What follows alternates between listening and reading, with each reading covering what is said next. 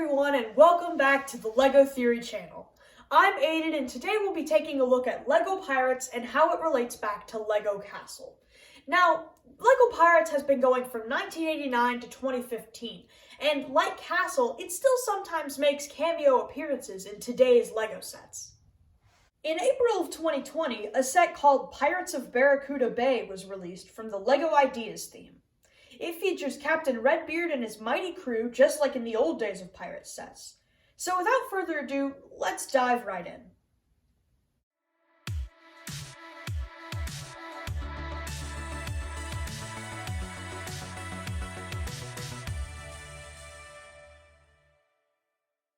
LEGO Pirates started in 1989 with two factions right off the bat, the Pirates and the Imperial Soldiers. It also released with a comic to help the storyline grow. It told the story of Captain Redbeard fighting against the Imperials to get a secret treasure. These original sets showed pirates battling Imperials on differing islands and ships. This went on for some time until in 1992, the Imperial soldiers were replaced by the Imperial Guards. They kinda did the same thing as the Imperial soldiers for a while until, BAM! The pirates split up. Another pirate captain named Ironhook led a sort of mutiny and revolted against Redbeard, making two pirate factions.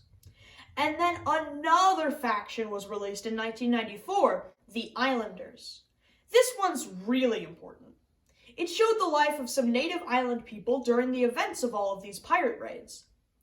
Then in 1996, a new Imperial faction was released, replacing the Guards. The Armada took the stage and fought against the pirates. And to top it all, the Islanders mixed in there too, to make a huge battle. Then it took a decade or so hiatus to prep for the next theme. Pirates rebooted in 2009 under the same name as before, except it featured a new captain, Captain Brickbeard. He fights the same Imperial Guards as before, but it seems that Redbeard was missing. It only had a few sets before ending. I guess people couldn't get enough of good old Redbeard, because when it rebooted in 2015, that's exactly who we got. Redbeard led his team against the Imperial soldiers once again. So now with the Pirates lore out of the way, we have a remaining question left on the table. How does this connect to Castle? And, well, at first glance, it doesn't. Pirates has guns and cannons, showing us it clearly takes place some time after Castle. But there are some things that really don't age. Elves.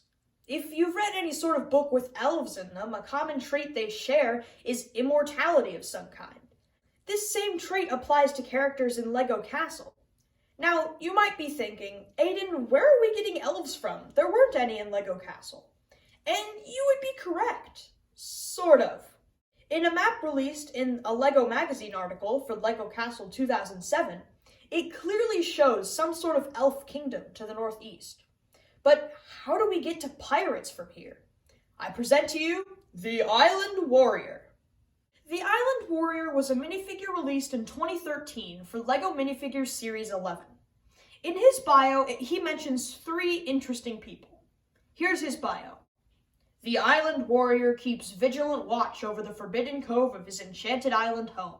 When he spots a ship sailing near, whether it flies the skull and crossbones or the flag of the Imperial Navy, he puts on his carved wooden mask and gets ready to drive off any unneighborly visitors. Fortunately, he's well prepared thanks to his friends.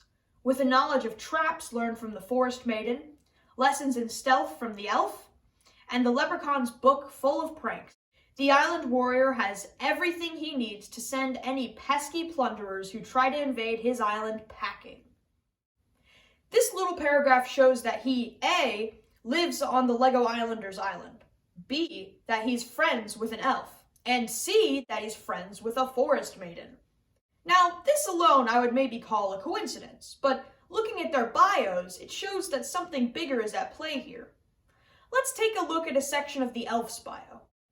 Hailing deep within the mystical forests of the Elflands, north of the great Western Kingdom, the elf is a skilled master of the longbow and a wilderness scout without equal. Okay, now we have something. He says he came from the Elflands, which is a direct reference to the Elflands on the castle map. Secondly, he says it's north of the Western Kingdom.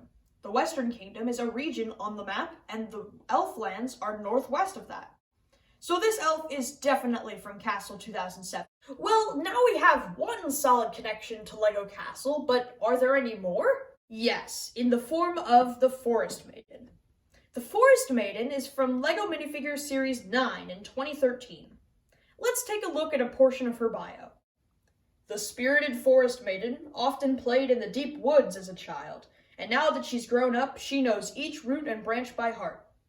As a member of the Forest Wind's merry band, she can slip silently into trees and shadows to disappear from sight.